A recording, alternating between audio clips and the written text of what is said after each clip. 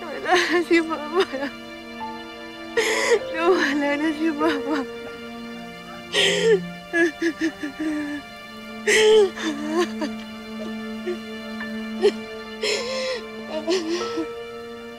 Pascual.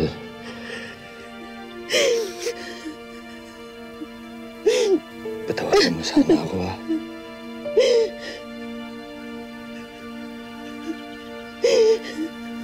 Kasi hindi ko naligtas si Mama.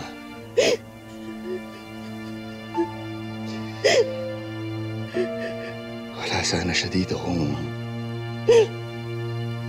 may nagawa lang sana ako para ipagtanggol siya. Lolo? Ma? Ma!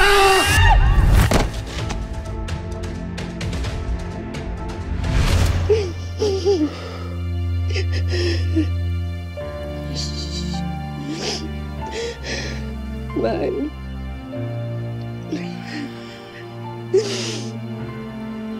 Ang importante, mahanap natin yung nawawalang kakampal ni Mimay. Ano, kailangan natin mahanap yung anak natin. Gagawin natin yan. Hanapin natin yung anak natin.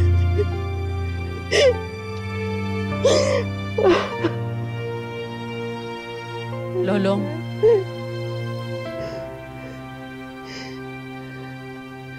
Mama Senda, anong ginagawa niya rito?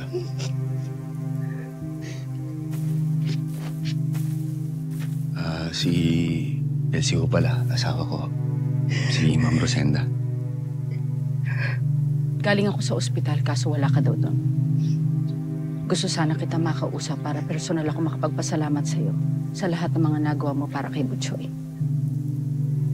Sabi nila dito lang daw kita matatagpuan.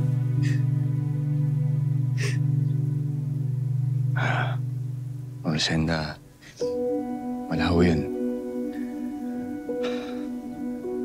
Alam niyo naman ho siguro na nakahanda ho kung gawin lahat para ho kay Butchoy. Parang anak ko na rin ho kasi yun. Nga pala si Elsie ho, ang asawa ko. Si Ma'am Rosenda yung nag-alaga kay Butchoy. Hello po.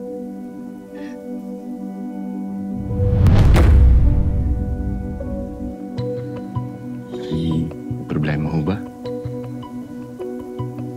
Siya po pala yung mama ko. Itong babae to?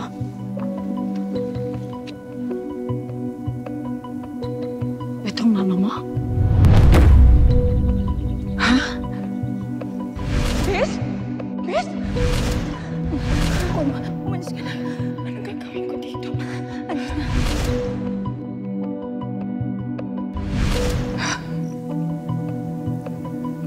Patay na pala siya. Oo. Siya po ang mama ko. Bakit po? Kilala niyo po ba siya? Siya ang nagbigay sa akin kay Butchoy. Hindi ako pwede magkamali.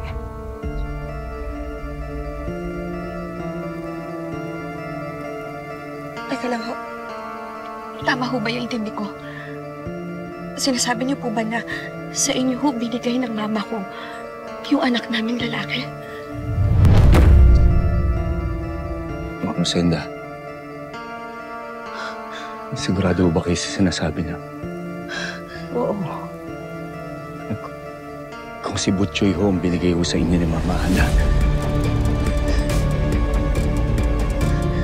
ibig sabihin, si Butchoy ho. Mahal, ibig sabihin si Butchoy yung nawawalang kakambal ni Mimay. Alam siya yung anak natin. Alam siya yung anak natin.